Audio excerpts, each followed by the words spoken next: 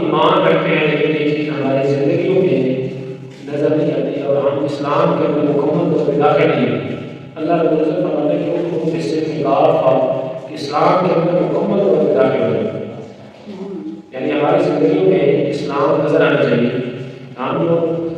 ایک چند روز زندگی ہے جو ہم نے گزارنی ہے، ہر انسان کے یہاں پہ ایک مخصوص وقت گزارنا ہے. انسان کا ایک کردار ہے دنیا کے اندر، اس کی زندگی کے مختلف مراحل ہیں اور انسان اللہ رب العزت کی اطاعت کے مطابق زندگی گزارے تو وہ انسان دنیا اور آخرت کے اندر عافیت والی زندگی پائے گا. اور اگر اللہ رب العزت کی نافرمانی والی زندگی گزارے تو اللہ رب العزت نے بلا فرمایا قرآن کریم کے اندر اور حدیث مبارکہ کے اندر ہمیں یہ بالکل واضح طور پہ ملتا ہے کہ جو اللہ کی نافرمانی کرے گا اس کو عذاب کا سامنا کرنا پڑے گا. ہم وہ اللہ رب العزت کی اپنی رحمت ہے، کرم ہے کہ جس کو چاہے بخشے، لیکن انسان اللہ رب العزت نے حکم جو فرمایا ہے وہ اپنی اطاعت کا فرمایا. اب انسان کی اوپر ہے کہ وہ اللہ رب العزت کی اطاعت کرتا ہے اور اطاعت کر کے بندہ یہ نہیں کہہ سکتا کہ میں حقدار ہوں مجھے جنت کا یہ بخشش کرو. یعنی حقدار انسان نہیں بن سکتا کیونکہ جنت میں جانا ہے اللہ کی رحمت سے جانا ہے. اللہ رب العزت کی اطاعت کر کے ہم اللہ کو راضی کر سکتے ہیں.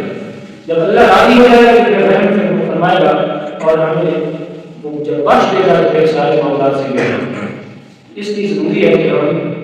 اپنی زندگی اللہ کی رضا کے ساتھ گزاریں. کہ رب العزت پر ہمیں اتنی نعمتیں عطا کرتا ہے اور سب کچھ عطا کرتا ہے، زندگی دیتا ہے. اللہ رب العزت نے ہمیں نعمتیں عطا کی اور اتنی نعمتیں ہیں کہ انسان شمار نہیں کر سکتا. وَإِن تَعُدُّوا نِعْمَتَ اللَّهِ لَا تُحْصُوهَا کہ اگر میری نعمتوں کو شمار کرنا چاہو تو تم شمار نہیں کر سکتے. بندہ صرف ایک ہسپتال میں چلا جائے، انسان کو نعمتوں کی قدر کا اندازہ ہو جاتا ہے کہ یہ صحت کتنی بڑی نعمت ہے، زندگی کتنی بڑی نعمت ہے. اور پھر اللہ رب العزت کی دی ہوئی یہ نعمت ہے صحت سلامتی اور جب اللہ کہتا ہے کہ اللہ رب العزت نے بھی کیسے خوبصورت مناظر عطا کیے، کیسا ملک دیا، کیسے رشتے عطا کیے، کیسے ماں باپ کا رشتہ ہے، بچوں کی نعمت ہے، مال دولت ہے، مال اولاد، یہ ساری نعمتیں اللہ رب العزت نے ہمیں عطا کی ہیں. اگر ایک چیز چھین جائے تو انسان کچھ نہیں کر سکتا. انسان کے پاس کتنی طاقت ہے. ایک چیز اگر اللہ رب العزت کوئی چیز واپس دے دے، اولاد ہے، مال ہے، اللہ کا کسی کا یہ اگر چلا جائے تو انسان کے پاس کوئی طاقت نہیں ہے کہ واپس دے. صحت اگر کسی کی خراب ہو جائے تو انسان بڑی کوشش کرتا ہے، بڑا پیسہ لگاتا ہے، لیکن صحت اللہ رب العزت جسے عطا کر دے تو وہ اللہ کی رضا ہے، اللہ کی مرضی ہے. ورنہ انسان دوائیوں کے اوپر پیسے لگا کر کے ساری جو جمع پونجی بھی خرچ کر دیتا ہے، لیکن اگر اللہ کی طرف سے منظوری نہیں ہے تو انسان صحت حاصل نہیں کر سکتا. تو صحت میں جان دیتا ہے کہ صحت اللہ رب العزت کی طرف سے انسان کوشش کرتا ہے، ڈاکٹر کوشش کرتے ہیں، وہ صرف انسان کو مطلب ایک کوشش کر کے کوشش کرنا اسباب کے اوپر دنیا کا ہے یہ اللہ تعالیٰ ایک نظام رکھا ہے. اور آپ اسلام نے بھی اس چیز کا حکم ارشاد فرمایا ہے کہ اگر انسان بیمار ہو جائے تو انسان کو دوائی کرنی چاہیے، کوشش کرنی چاہیے، لیکن شفا ہے اس کا یقین یہ ہونا چاہیے کہ اللہ تعالیٰ کی طرف سے. کہ وَإِذَا مَرِضْتُ فَهُوَ يَشْفِينِ. ہسپتالوں میں بھی جو ہے نا یہ آیت کریمہ لکھی ہوئی ہے کہ وَإِذَا مَرِضْتُ فَهُوَ يَشْفِينِ کہ جب میں بیمار ہوتا ہوں تو وہی مجھے شفا دیتا ہے. اللہ رب العزت کی شفا عطا کرتا ہے، صحت عطا کرتا ہے، نعمت عطا کرتا ہے. اللہ تعالیٰ نے انسان کو نعمت ملے کہ صرف ایک چیز کو مطالبہ کی ہے کہ اے میرے بندے میری اطاعت کر، کہ میری اطاعت کی مرضی اللہ اور رسول، میری اطاعت کرو، میرے رسول کی اطاعت کرو. تو اللہ کی اطاعت، اللہ کے رسول کی اطاعت ایک ہی مفہوم ہے کہ جس نے رسول کی اطاعت کی اس نے اللہ کی اطاعت کی. میں یہ رسول فقط عطا اللہ، جس نے رسول اللہ رسول کریم صلی اللہ علیہ وسلم کی اطاعت کی اس نے اللہ کی اطاعت کی. وہ علاوہ نہیں ہے کہ اللہ کی اطاعت الگ ہے، رسول کی اطاعت الگ ہے. اللہ تعالیٰ نے اپنے حبیب کو ایک رول ماڈل بنا کے بتا دیا کہ میرا حبیب آپ کے سامنے جو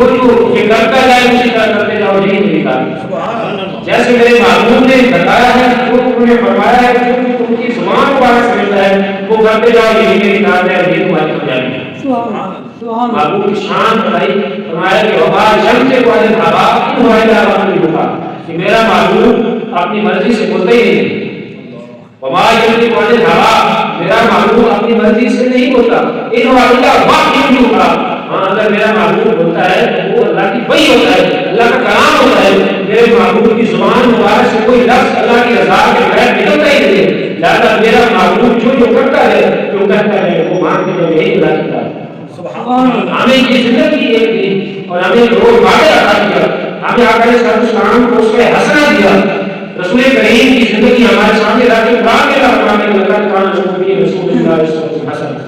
کہ میرے رسول کی زندگی تمہارے لیے مکمل نمونہ ہے، تمام زندگی کو دیکھ لیں، آپ کی شروع دیکھیں، آپ کی بارات کے ساتھ دیکھیں، آپ کا بیویوں کے ساتھ برتاؤ کیسا تھا وہ دیکھیں، آپ بچوں کے ساتھ کیسا برتاؤ کرتے تھے وہ دیکھیں، آپ تعلیم کیسے چارج کرواتے، تربیت کیسے کرواتے، آپ کا اخلاق کیسا تھا، آپ تجارت کیسے کرواتے، آپ کیسا سچ بولتے، کتنے دیانت دار تھے، کتنے امین تھے۔ لیکن آج ہم نے یہ درس بھلا دیا ہے کہ آقا علیہ السلام کا سب سے پہلا لقب جو پہلے کفار نے دیا تھا، قریش نے دیا تھا، آپ نے اعلان نبوت نہیں فرمایا تھا، تو آقا علیہ السلام اس وقت کے نبی تھے۔ آقا نے حدیث پاک میں کون سا نبی شمار ہوتے، میں اس وقت کی نبی تھا جب آدم علیہ السلام کی پانی اور گارے کے درمیان تھی، آپ کا خمیر تیار ہو رہا تھا، آدم علیہ السلام کی پیدائش نہیں تھی، تو پھر باقی انسانیت تو بعد کی بات ہے، آدم علیہ السلام جو تمام انسانیت کے بعد ہے ان کی ابھی پیدائش نہیں ہوئی، آپ کا جسم مبارک کی گارے اور مٹی کے درمیان میں وہ جسم بننے والا تھا، یہ آپ کا جسم نہیں بنا تھا کہ میں اس وقت کی نبی تھا، وہ نبی شمار ہو گئے مائے تھے کہ میرے بابو نے بنایا کہ اس وقت کی نبی تھا جب آدم علیہ السلام کا جسم ابھی پانی اور مٹی کے درمیان میں گارا ہوا تھا، اس وقت میں اللہ کا نبی سبحان اللہ سبحان اللہ۔ یہ نبوت کو اللہ کے حضرت نے جب پیارے آدمی کو پہلے اللہ نے اپنا معبود بنا دیا، تو آپ صلی اللہ علیہ وسلم کی بات کریں کہ آپ نے اعلان نمبر 40 سال کی عمر میں فرمایا، اعلان فرمایا کہ میں نبی ہوں گا، یہ اللہ کے پیارے اسلام نے اعلان فرمایا۔ اس سے پہلے آپ 40 سال زندگی لوگوں کے سامنے ہے، یہ بہت بڑی دلیل تھی آقا علیہ السلام کی زندگی کی 40 سال آپ گزارے ماحول کے اندر، قریش مکہ کے اندر، اس دور جاہلیت کے اندر ہر طرح کی جاہلیت کا دور دولت تھا، وہاں پہ بچیوں کا زندہ لگول کیا جاتا تھا، جہاں شرابیں چلتی تھیں، جہاں چولہا کا دھندا عام تھا، جہاں زناکاری تھی، جہاں ہر قسم کا گناہ موجود تھا، لیکن آقا علیہ السلام اس ماحول کے اندر اس ماحول کے اندر آقا علیہ السلام نے پرورش پائی اور آپ کی زندگی 40 سال آپ گزارے، اور جب اللہ نے عزت اللہ کو حکم دیا کہ آپ میرا پیغام پہنچائیں، آپ کا لوگوں کو بتایا کہ اللہ کا نبی ہوں، تو سب سے پہلے دلیل یہ تھی لوگوں میں نے 40 سال آپ کی زندگی کہ اپنی زندگی کے بہترین جو ایک وقت ہے 40 سال بچپن بھی تمہارے سامنے، لڑکپن بھی تمہارے سامنے، جوانی بھی تمہارے سامنے، 40 سال میں تمہارے سامنے تمہارے اندر دنیا گزارے، میری زندگی تمہارے سامنے نمونہ ہے، میں نے کبھی جھوٹ نہیں بولا، کبھی بدیانتی نہیں۔ تو یہ دلیل تھی کہ اگر میں جھوٹ بولنے والا ہو سکتا ہوتا تو پھر میں نبوت کا بھی جھوٹ بول سکتا تھا کہ میرے پاس کہ اگر غلط بات ہوئی گا جس طرح نبوت کے دعوے کرتے کہ آپ کافر نہیں مانتے کیا کریے، آپ نے دلیل دی کہ آپ دیکھ رہے میں نے 40 سال گزارے ہیں، ایک دفعہ میں نے جھوٹ نہیں بولا، اور پہلے آپ نے سب کو بلا کے پہلے اپنے خاندان والوں کو بلا کے پہلے سب آ گیا، آپ چڑھ گیا اور فرمایا کہ پہلے آپ نے سب کو بلا کے فرمایا کہ میں کہوں اس پہاڑ کے پیچھے ایک لشکر آ رہا ہے تمہارے اوپر حملہ ہو رہا ہے، تو کیا تم مان لو؟ اس وقت سب نے بیان سوالوں کا کہا کہ ہم نے تو آپ کو کبھی جھوٹ بولتے ہوئے دیکھا ہی نہیں ہے، لہٰذا ہم بالکل بلا حجت سے تصدیق کر رہے ہیں، اگر آپ کہتے تو مان جائیں گے، آپ نے فرمایا کہ اگر یہ بات مانتے ہو میری ذات پر تمہارا میرے باپ کو یقین کے ساتھ ہے تو پھر یہ بھی مان لو کہ اللہ کا رسول ہے، اور اللہ تعالیٰ ٹھیک ہے یہ بات مانو، یہ بھی میں سچ کہہ رہا ہوں، لیکن اس کے دل جن کے دلوں کے اوپر ظلم اور محض تھا اور کو بڑھنے کے اندر سہایت کرنے کا، انہوں نے کہا کہ آپ نے کس لیے بلایا، وہ آپ کو دوست کے برا بلا کے کوئی واپس لے گئے۔ تو میں آج یہ کہتے ہیں آپ کی سب سے بڑی اگر ہم کہتے ہیں کہ ہمارے مسلمان زندگی کے بہترین نمونے ہیں، ہم مسلمان، ہم بڑے مسلمانی کے دعوے کرتے ہیں، لیکن ہمارے سامنے نمونہ جمع رسول اللہ کی زندگی، آپ کی زندگی ہمارے لیے کامل نمونہ ہے، اور آپ کی زندگی کا سب سے نمایاں مسئلہ ہے جانبداری امانت والی ہے، اور یہ ایسی چیز ہے کہ جس کے اندر آقا نے ایمان کا فرمایا کہ لا ایمان لو لمن لا امانت لہو، کہ اس شخص کا ایمان ہی نہیں ہے جو ایماندار نہیں، جس کے پاس جانبداری نہیں ہے، جو جانبدار نہیں ہے، جو امانتدار نہیں ہے، وہ شخص مومن نہیں ہے،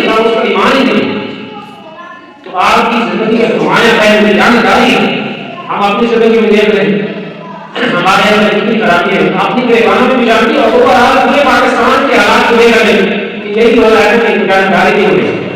امانت نہیں ہے، جانکاری نہیں ہے، کوئی کہتا ہے کہ ہمارے ڈیر کوئی کر دے گا، ہمارے گھروں میں ڈاکہ ڈالا گیا، ہمارے ساتھ غلطی ہو گئی، اور وہ وجہ کیا ہے کہ جب ایک چیز ہمارا قانون، ہمارا قانون، ہمارا اسلام واضح طور پہ لکھا ہوا ہے کہ ہر چیز ایسے ایسے کرنی ہے، اسلام نے تو بالکل 1400 سال پہلے بتا دیا، آپ کو یہ چیزیں جو ہوتی ہیں کہ ہمارے آئین کے مطابق ہوتی ہیں، کانسٹیٹیوشن کے مطابق ہوتی ہیں کہ ہمارے آئین میں الیکشن کمیشن کی باقاعدہ رولز اینڈ ریگولیشنز ہیں، انہوں نے اگر اس کے مطابق یہ کام کرنا ہوتا ہے، ہر بندہ جانکار ہونا کوئی مسئلہ نہیں ہوتا۔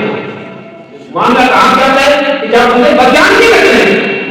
بدجانتی آتا کہ ہمارے سامنے سیرت ہے، ہم مسلمانی کی باتیں کرتے ہیں لیکن ہم جانکار ہیں۔ آپ کو لگ بھگ 24 سال کی زندگی میں ملا تھا امین صادق اور امین، یعنی آپ صادق کہتے ہیں سچا کہ آپ کو آپ کا نام تو محمد تھا لیکن آپ کہتے ہیں صادق کر رہے ہیں، لیکن آپ اس وقت نبوت کے راز نہیں کرنا تھا، لیکن آپ کہتے ہیں کہ یہ محمد بہت اچھا ہے صلی اللہ علیہ وسلم، اور یہ محمد کریم بہت آمان ہے، لوگ چاہے آپ کو برا برا کرتے ہیں لیکن آپ کے پاس اپنی آواز نہیں رکھتے ہیں۔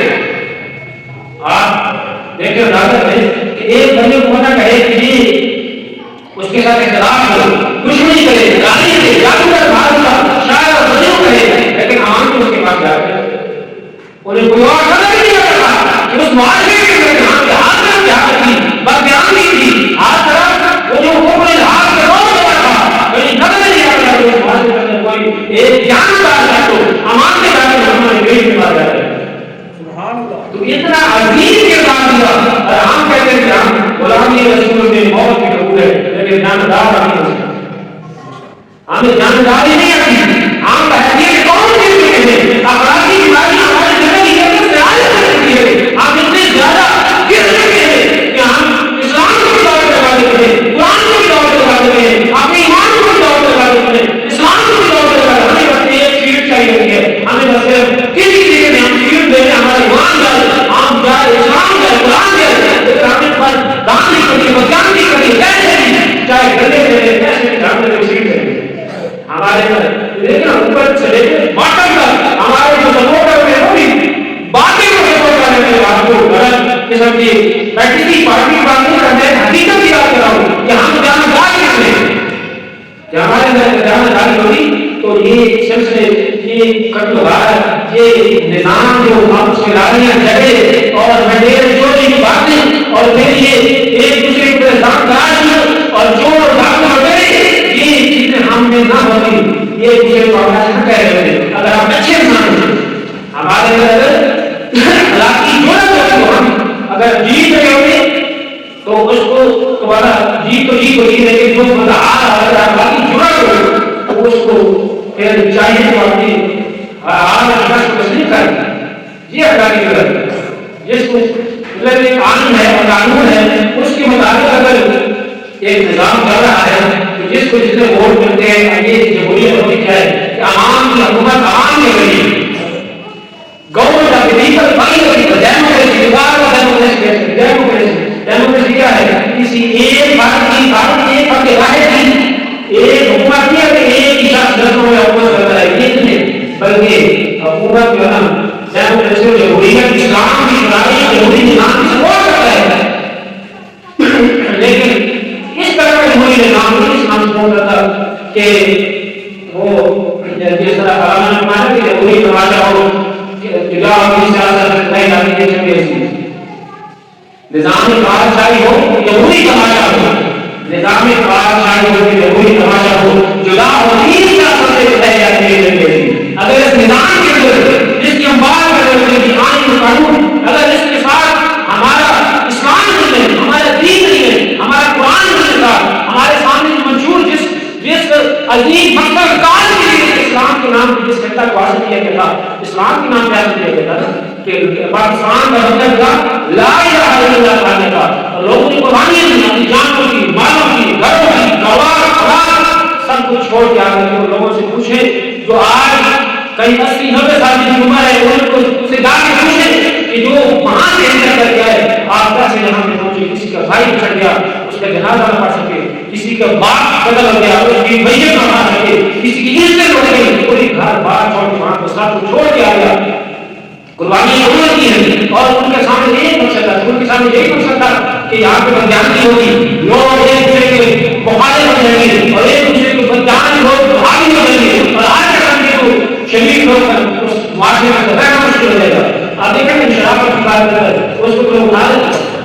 شریف مطلب کو اٹھا دیتے ہیں، تھوڑا سا کہتے میں نے صحیح کام کرنا ہے، اس کو تو اندر کر دیتے ہیں، اس کو جیلوں کے پیچھے سلامتی کے لیے آ دیتے ہیں کہ آپ نے سچی بات کی ہے۔ کیا لوگوں نے اس لیے قربانی کی؟ لوگوں نے اس لیے قربانی کی تھی کہ بام جائے رہے ہمیں کوئی یاد رہا ہے۔ کیا تقدیر نے اس لیے کروایا جن کے، کیا تقدیر نے اس لیے گنوائے کے دن کی کہ بام جائے رہے ہمیں کوئی یاد رہا ہے؟ کیا لوگوں نے اس لیے قربانی کی تھی اس ملک کو آگ اور خون کے اندر لگتا کر کے جائے؟ لوگوں نے اپنی زندگی دے دی، اپنا سب کچھ قربان کر کے اس ملک کے سب کچھ اپنا کیا، لیکن آج اس ملک کے ساری دنیا کے لیے صحیح ہو گئی۔ ایسے ایسے سامنے آ رہے ہیں مزاج کھڑے ہوئے، مطلب ایک بات کلیئر چیز ہے کہ government of people by the people, democracy جمہوریت لوگوں کی حکومت لوگوں کے لیے، جس کو لوگ اپنا بادشاہ مانے وہی ہمارا بادشاہ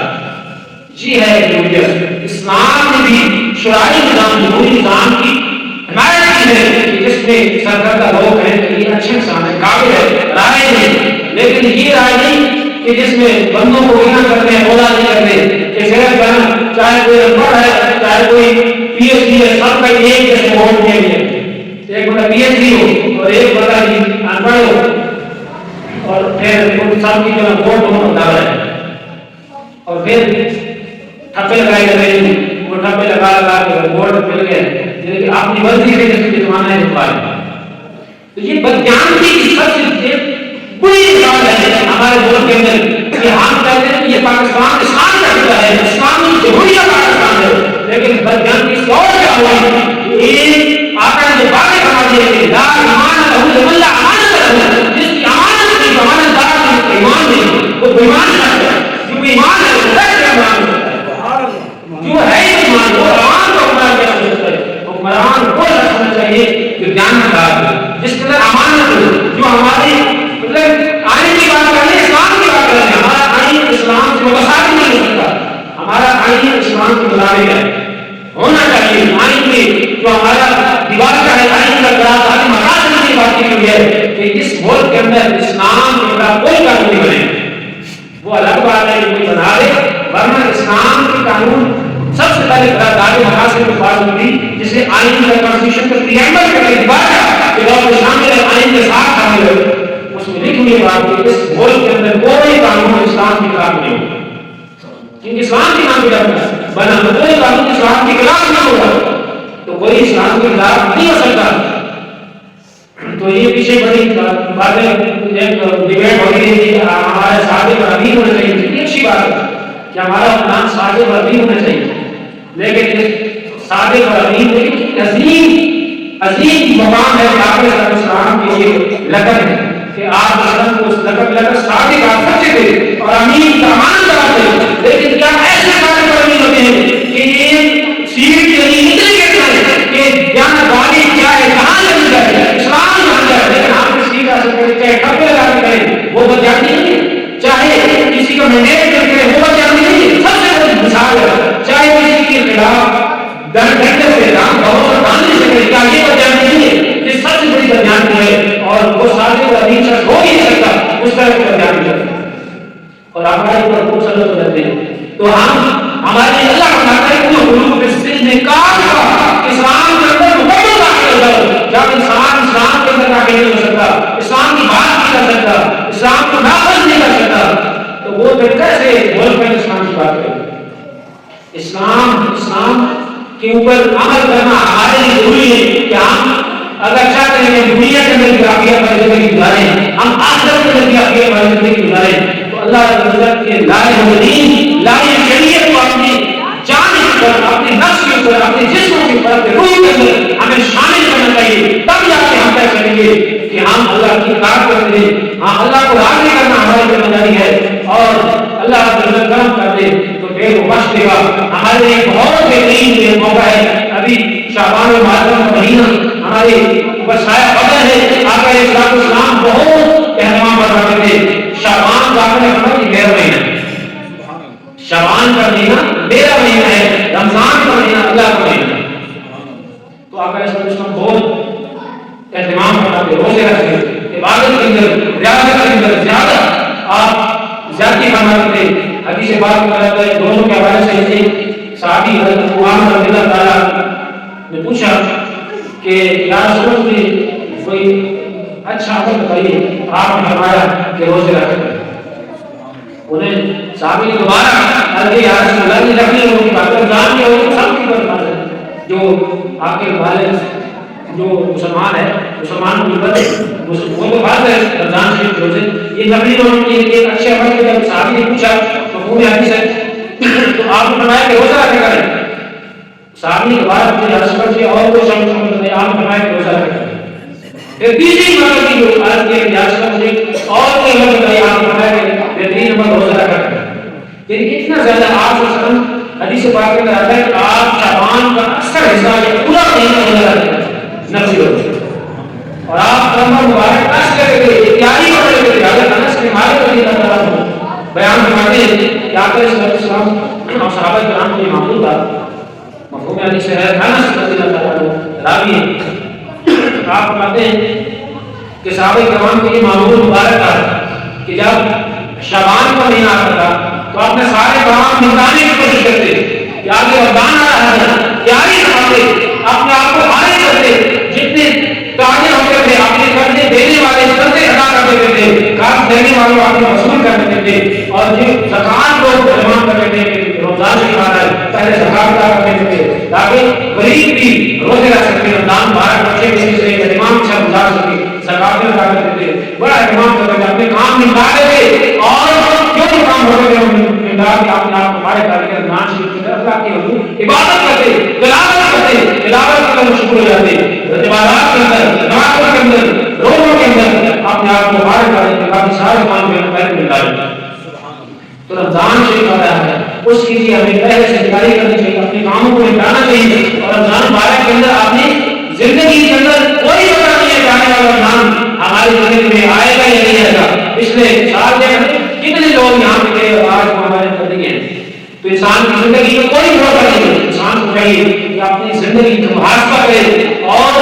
اپنے آپ کو تیار کرے۔ اللہ کا مہینہ آ رہا ہے، شعبان کا آپ نے فرمایا کہ میرا مہینہ ہے، رمضان اللہ تعالیٰ کا مہینہ ہے، تو شعبان کا اہتمام کرنا چاہیے، تیاری کرنی چاہیے، اور رمضان مبارک کے اندر پھر وہ تو ہے ہی ہم کو مہینہ ہے، اس کے اندر پھر اپنے آپ کو اللہ کی عبادت کے اندر مشغول کر دینا چاہیے کہ ایک مہینہ اگر انسان پھیرے کر دے، اپنی روحانیت اپنے آپ کو بہتر کر دے، اپنے دل کی پاکیزگی کا اہتمام کر دے، نگاہوں کو پاک کر دے، اپنی زبان کو پاک کر دے، ارادہ کر دے، گناہوں سے توبہ کر دے، اپنے خیالوں کو پاک کر دے، اپنے دل کی پاکیزگی کا اہتمام کر دے، اپنے آپ کو پاک کر دے۔ اللہ کو پاکیزگی بہت پسند ہے، اور اللہ کے اندر کو یہ بھی بہت پسند ہے کہ گناہگار بندے میرے راستے لوٹ کر میرے پاس کر دے اور توبہ کر دے۔ اللہ کو بڑی خوشی ہوتی ہے جب ایک گناہگار بندہ جو اللہ سے روح کا ہوتا ہے جب وہ لوٹ کر آتا ہے تو اللہ بہت خوش ہوتا ہے کہ میرا گناہگار بندہ پلٹ کر میرے پاس آ گیا۔ تو اس لیے ہم جس طرح کی زندگی میں اپنے